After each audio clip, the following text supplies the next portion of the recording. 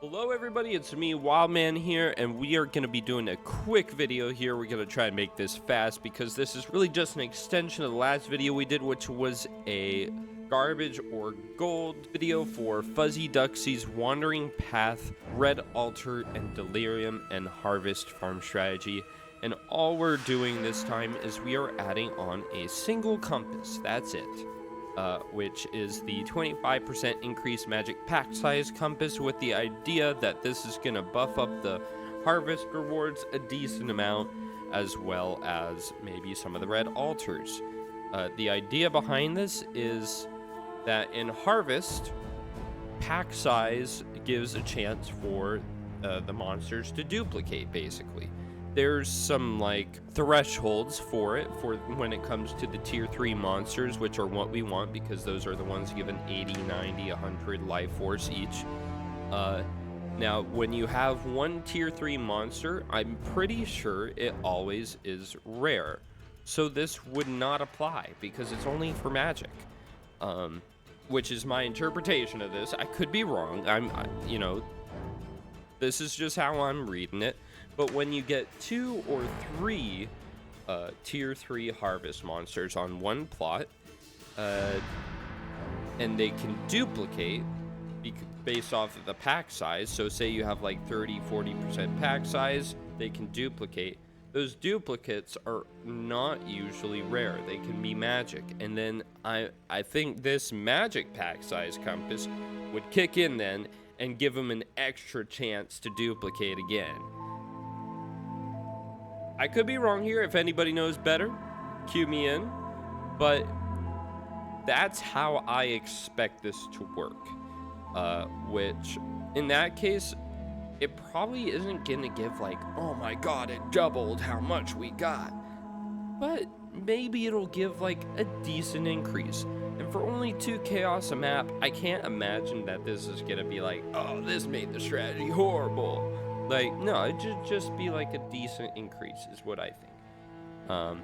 But we're going to give it a try.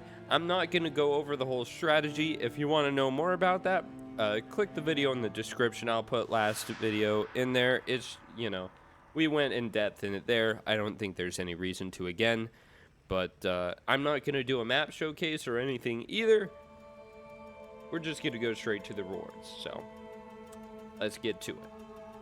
Alright, so here is the tab in which I place the rewards. We did 56 maps as normal.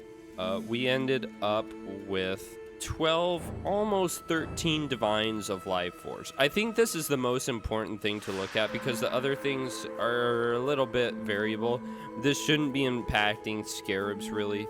We got pretty unlucky with scarabs, but like ignore that because that's not what this compass is really for. Maps is not, Delirium won't be affected by compass. These are just like random variants between the 56 we did here and the 56 last time. But where it does affect it is, I think last time we ended up with roughly 11 and a half, maybe just 11 divines of life force. So we got like a little bit of an increase, but I think it's enough of an increase to, pay for that compass. I think this compass worked out nicely, and I think if you're running the strategy of the growing hordes with the rusted scarabs, I think you might as well throw this compass on. Just like juice up the rewards a little bit more for a very low cost. In terms of like rolling the maps, you still do like the same thing where you just, we're just alk and going basically. And scour if you need to get rid of something on it. And then when we throw it in the map, we're also going to throw on the compass. Now, if you're running this strategy, you would have 4 of these compasses and you throw them on each watchstone. And what that allows you to do is it'll tick one at a time, And so you won't have to replace your compasses for 16 maps that way, which is really nice because I get sick of replacing compasses every 4. So these strategies where you only need 1 compass are really nice for that. You just run 16 maps straight, throw in your new ones, and you're good to go. You don't have to think about it very often. So you do that, you run your map, 16. Don't forget your invitations when you have to pick up those. But all in all, I think this is pretty good. Now, in the last video, in the last couple, as we've been testing this strategy, we've ended up with a lot of Glacier maps. I think I've found a reason to use them, which is harvest rushing. I'm just going to showcase that real quick, what my idea behind that is. I'm not even chiseling these maps, because the idea of these is you're ignoring everything. You're just going straight through the map, seeing if there's a harvest or not, because well, I was thinking about, like, okay, these Glacier maps, we're getting so much from running the mausoleums. What could we be using these for ourselves to get something out of them? And I realized, oh, you just do the same thing. Glacier's a small map. The front part, there's not much to it. And the inner part, there's not much to it either. The harvest is always going to be on the inside. And, oops, I'll put this on D&D. Harvest will always be on the inside, so you just rush past everything on the outside, get on the inside, look for a harvest, you get to the boss room, and you don't find one, you just portal it out. You don't kill the boss or anything. So I'll show what I mean here. One sec. This looks fine. Throw it in. Oops. Oh, I still have this in here. And you do all the same stuff. You keep the scarabs in there for growing hordes too.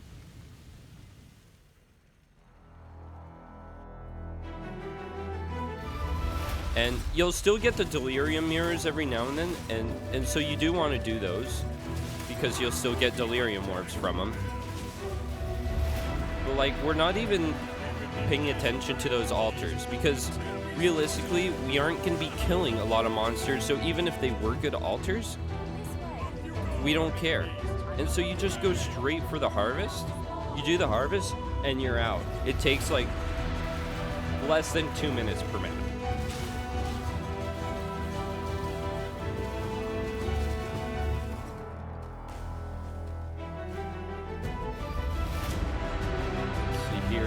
There's 4 plots on this map, so it's a little longer. So, you know, I think most of the time you only get 3. And this is without the compass for the magic pack size, by the way. I think you could add that to this too. I think it'd be completely fine. But, you know, up to you. It's kind of annoying buying compasses, so I can understand, like, not going out of your way to do it.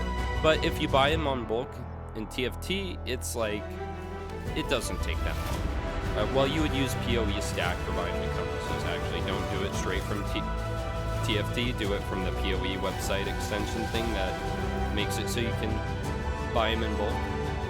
It's a lot easier to do it that way, and you'll have a lot more success. But look at that. 1 minute 35 seconds.